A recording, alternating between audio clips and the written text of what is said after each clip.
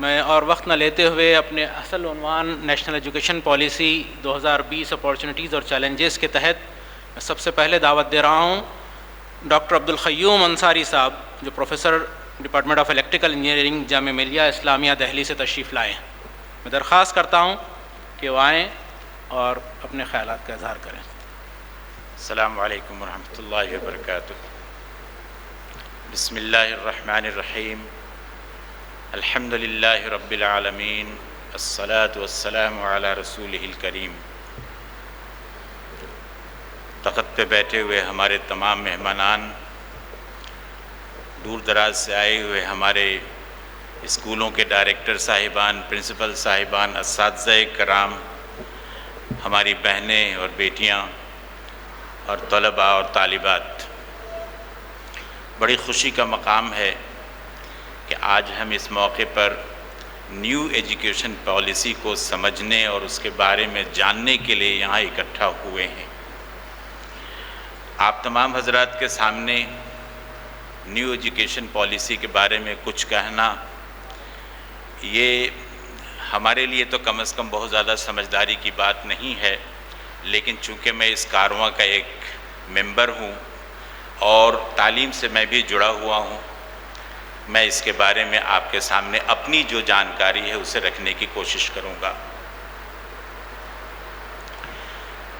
बुनियादी तालीम जिससे आप जुड़े हुए हैं वो एक बहुत ही अहम तालीम का शोबा है। वहीं से बुनियाद बनती है, वहीं से लोग निकलते हैं और आगे की मंजिलों में हायर एजुकेशन की तरफ तलबा बढ़ते हैं। डॉक्टर ज़ाकिर हुसैन साहब जब जामिया मिलिया इस्लामिया कायम हुई थी तो महात्मा गांधी जी ने डॉक्टर ज़ाकिर हुसैन को जर्मनी से वापस बुलाया, जो वहाँ पर इकोनॉमिक्स में पीएचडी कर चुके थे और वहीं पर थे अभी। उनको बुलाया कि आप जामिया मिलिया आइए और जामिया मिलिया की खिदमत करिए। उस ज़माने में जामिया मिलिया इस्लामिया के नाम पर सिर्फ़ एक मिडिल स्कूल बना था 1920 के अवाइल में। तो डॉक्टर ज़ाकिर हुसैन की शख्सियत, जो पीएचडी कर चुकी थी इकोनॉमिक्स में, जर्मनी से आकर जामिया मिलिया इस्लामिया के मिडिल स्कूल के उस्ताद बने। बड़ी खिदमत दी और कितनी कुर्बानियों से उसको आगे बढ़ाया, ये एक अपने आप में बहुत ज़बरदस्त कहानी है आज के डेट के लिए, जो कि वो एक वाक़या है। लेकिन मैं इसलिए उनका नाम लिया कि जब वो छोटे बच्चों को मिडिल स्कूल में पढ़ा रहे थे तो उन्होंने ये महसूस किया कि जो असातिज़ा छोटे बच्चों को पढ़ाते हैं उनके लिए एक स्पेशल ट्रेनिंग की ज़रूरत है, और उन्होंने असातिज़ा की ट्रेनिंग का इंतज़ाम किया। चुनांचे पूरे हिंदुस्तान में सबसे पहले टीचर्स ट्रेनिंग का इंतज़ाम जामिया मिलिया इस्लामिया में हुआ।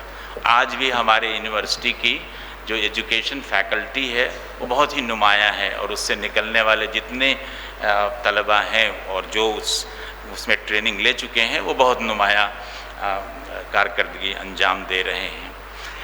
हम लोग जो हायर एजुकेशन में जा कर के पढ़ाते हैं वो बस कॉलेज यूनिवर्सिटी से निकलते हैं और सीधे क्लासरूम में चले जाते हैं, कभी ट्रेनिंग नहीं होती। ये फ़र्क है। चुनांचे हम उस मेयार को, टीचिंग के उस मेयार को कभी नहीं पहुंच सकते जिस मेयार को आप पहुंचते होते हैं पहले दिन से, और जिस कुर्बानी के साथ आप पढ़ा रहे होते हैं। आप काबिल मुबारकबाद हैं इस बात के लिए, और आप जिस तरह का स्टफ़ हमको देते हैं उसी स्टफ़ को हम आगे बढ़ाने की यूनिवर्सिटीज़ में कोशिश करते हैं। अब नई एजुकेशन पॉलिसी में ये चैलेंज और बढ़ गया है, क्योंकि अब बच्चों की पढ़ाई की शुरुआत 3 साल से ही शुरू हो जाएगी, और उनको संभालना, उनको तालीम में डालना और उनके जहन को, दिमाग को नशोनुमा देना, ये कितनी बड़ी जिम्मेदारी होगी और उसके लिए कितने चैलेंजेस हमारे सामने होंगे, ये बहरहाल हम सब के लिए सोचने की बात है। न्यू एजुकेशन पॉलिसी में हमारे लिए यकीनी तौर पे बहुत सारे चैलेंजेस हैं, लेकिन उसके साथ साथ बहुत ज़्यादा अपॉर्चुनिटीज़ भी हैं, जिन्हें हमें सोचकर समझकर उनका इस्तेमाल करके आगे बढ़ना है। न्यू एजुकेशन पॉलिसी के तहत लोअर स्कूल पे तो नहीं, लेकिन एटलीस्ट हायर एजुकेशन में ये बात सामने आ चुकी है कि अब असातिज़ा बच्चों को वो ज़रूरी नहीं है कि वो पढ़ाएं जो उन्हें आता है या जो किताबों में लिखा हुआ है या जो सिलेबस में मुकर्रर कर दिया गया है, बल्कि अब हमें वो चीज़ें पढ़ानी है जो तलबा की ज़रूरत है। We need to teach them whatever they need to study and whatever the market requires.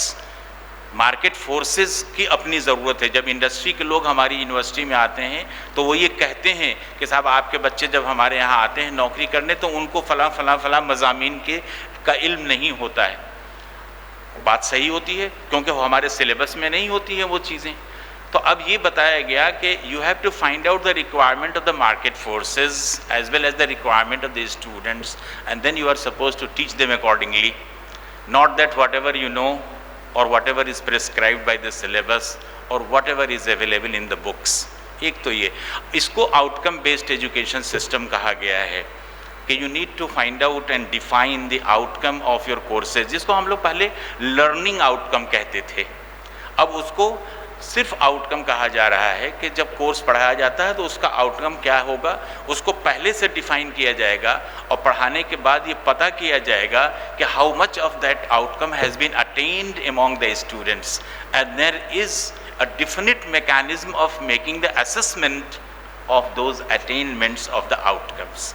तो हमें अब ये सीखना है कि how to define the outcomes of our courses based on the Bloom's taxonomy, जिसको हम सब जानते हैं। आपके बीएड के प्रोग्राम्स में ये बताया जाता होगा किसी भी आउटकम को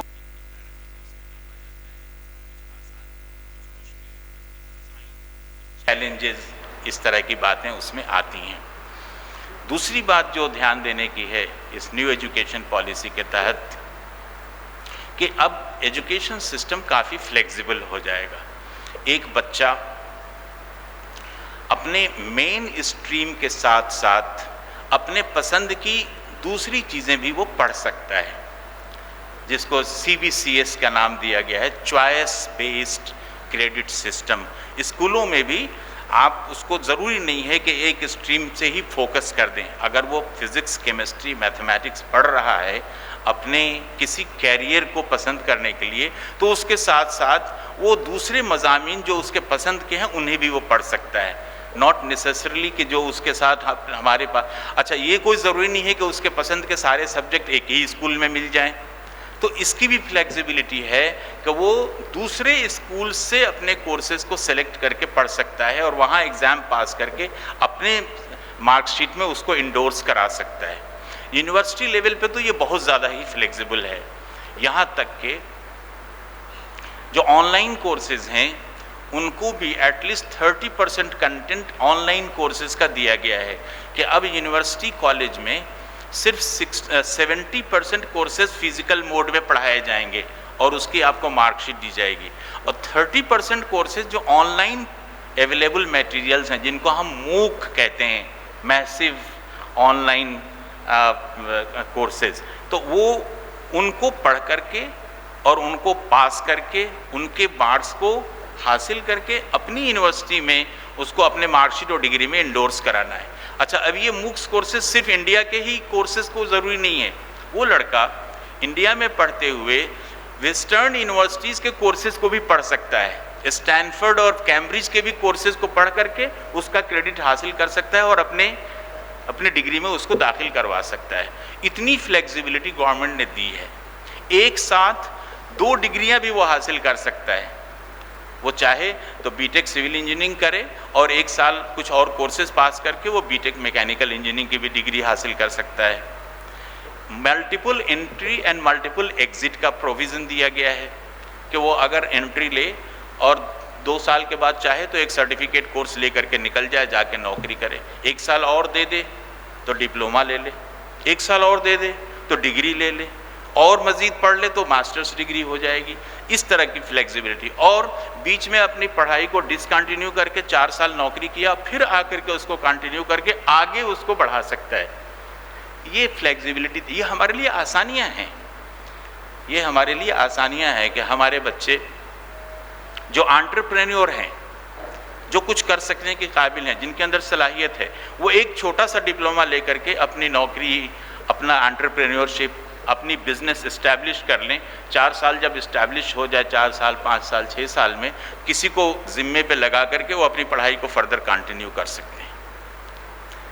दूसरी जो मोस्ट इम्पॉर्टेंट फैक्टर जो मैं बताऊंगा, बाकी न्यू एजुकेशन पॉलिसी के हमारे माहिरीन में से डॉक्टर ख्वाजा शाहिद साहब हैं, और हमने जब न्यू पॉलिसी यूनिवर्सिटीज़ में जब उसका ड्राफ्ट भेजा गया था कि इसको आप लोग स्टडी करिए और इसमें जो आप एडिशन देना चाहें, मशवरे देना चाहें, वो आप लिख करके भेजिए। तो उसके लिए हम लोगों ने यूनिवर्सिटी में वर्कशॉप किया, जिसमें डॉक्टर ख्वाजा शाहिद साहब को हमने इनवाइट किया था और आपने बड़े अच्छे मशवरे दिए थे। चुनांचे हर यूनिवर्सिटी ने कुछ न कुछ मशवरे लिखे और नुकात के हिसाब से पॉइंट वाइज हमने मशवरे भेजे। और ये मैं आपको बता दूं कि जो न्यू एजुकेशन पॉलिसी का ड्राफ्ट और जो फैसला फाइनल किया गया है, हिंदुस्तान के बहुत ही अहम साइंटिस्ट डॉक्टर कस्तूरी रंगन के ज़रिए से, जिसको कमेटी कही जाती है, डॉक्टर कस्तूरी रंगन की कमेटी। और आपको पता है डॉक्टर कस्तूरी रंगन कौन है? जो इंडियन स्पेस रिसर्च ऑर्गेनाइजेशन है, इसरो, उसके चेयरमैन है। और उनके ज़माने का सबसे बड़ा कमाल मंगलयान है। 2014 में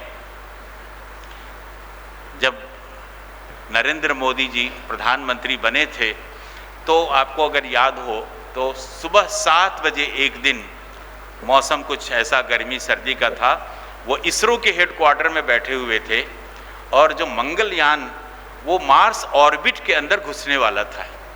and the scientist were worried कि whether our Mangalyaan is successful in entering into the Mars orbit और not.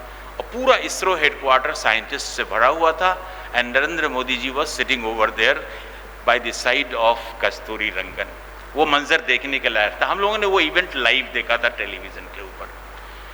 So when the signal was sent to Mangalyaan from the Earth station, it took about 12 minutes to reach the Mangalyaan.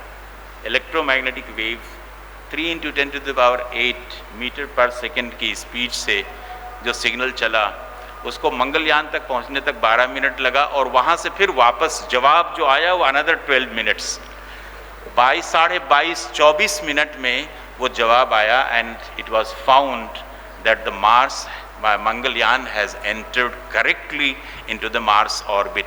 वो हमारे कस्तूरी रंगन है और प्रधानमंत्री जी ने कस्तूरी रंगन को गले लगाया कि the India has succeeded into sending orbital satellite into the Mars orbit.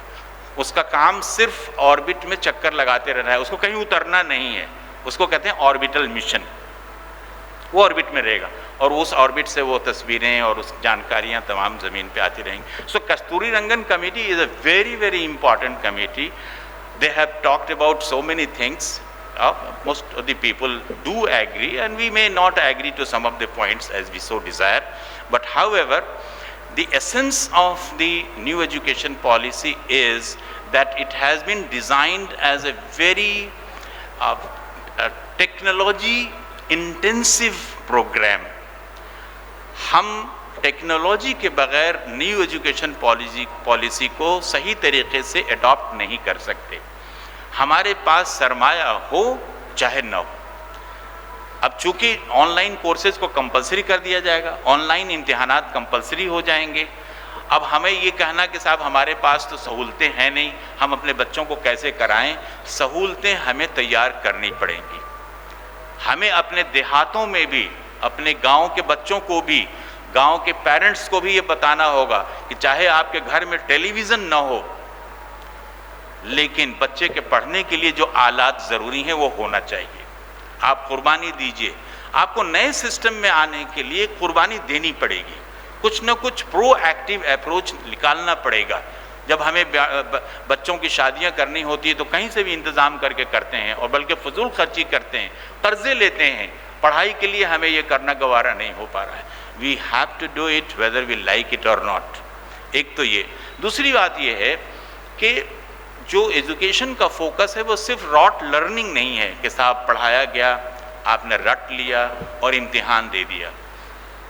अब नए सिस्टम में बच्चों को चैलेंज किया जाएगा कि वो सोचने पे मजबूर हों और वो अपना जवाब खुद निकालें और क्रिएटिविटी उनके अंदर आए, वो अपने जवाब को तलाश भी करें, इनोवेट करें अपने आंसर्स को।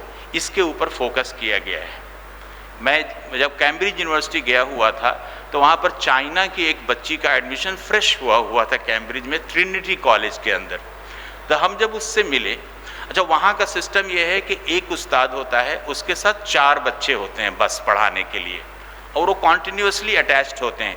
बाकी कोर्सेज़ के लिए वो यूनिवर्सिटी के दूसरे प्रोग्राम्स में जा कर के कोर्सेज़ कर सकता है बच्चा, लेकिन उसका गाइडेंस, उसका सुपरवाइज़र एक होता है, 4 बच्चों पर एक सुपरवाइज़र, और वो सुपरवाइज्ड लर्निंग, सुपरवाइज्ड टीचिंग करता है।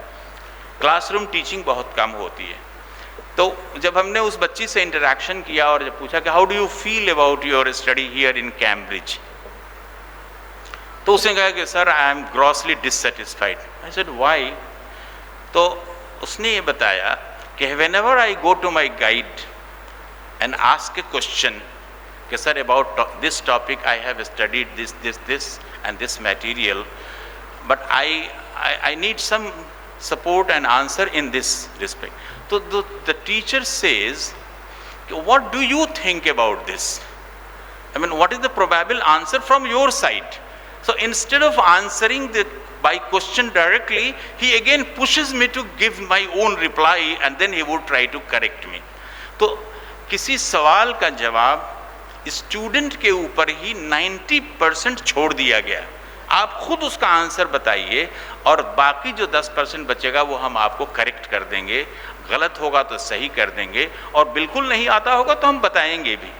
इसको कहते हैं सुपरवाइज्ड लर्निंग। तो सुपरवाइज्ड लर्निंग का कॉन्सेप्ट, फ्लिप क्लासरूम का कॉन्सेप्ट नई एजुकेशन पॉलिसी ने दिया है। ऐसा नहीं है कि कोई बहुत नई बात है, पहले से भी ये चलता रहा है, लेकिन अब टीचर्स के ये जिम्मे ये होगा कि बच्चों को कल क्या पढ़ाना है वो हमें आज बता देना है। उसके लिए मटेरियल क्या पढ़ना है, किताब, चैप्टर या और कोई रिसोर्स, वो हमें बता देना होगा इन एडवांस, और बच्चों से कहा जाएगा कि कल आप ये पढ़ करके आइए। और जब पढ़ के बच्चे आएंगे तो उनसे कहा जाएगा अब आप इसको डिस्कस करिए, हमसे पूछिए और हम आपसे पूछेंगे। इस तरह से वो क्लास चलेगी। It will not be a one way teaching directly, but it will be rather an interactive class in which the students will be asking their doubts. ये सब तमाम चीज़ें बहुत अच्छी हैं, and this way the challenges of teachers has increased multifold. अब हमें alert रहना पड़ेगा, हमें बच्चों से ज़्यादा तैयार होकर के आना पड़ेगा।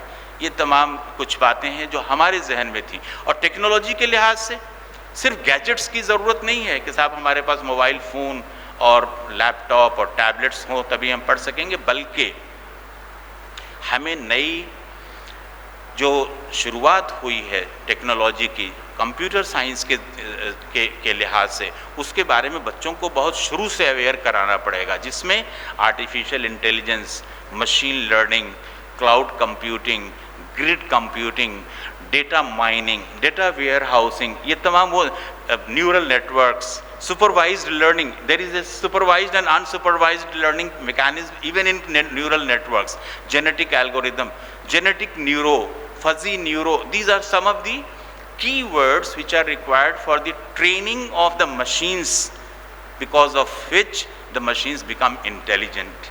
उसको machine learning कहते हैं, and the more the machines learn, the more they become intelligent. ये तमाम कॉन्सेप्ट हमको बच्चों को स्कूल से ही लेकर के चलना पड़ेगा, तो हम मार्केट फोर्सेस के साथ compete कर सकेंगे. And earlier is better. The earlier the better. If we miss, we may not be able to catch up with the market forces that are going to come into the near future. So thank you very much for a very patient hearing. I wish that we read ourselves the portion of the new education policy which are directly related to us, and then try to find out the best of it and try to adopt the way it is possible for us. Thank you very much. Jazakumullahu khairan.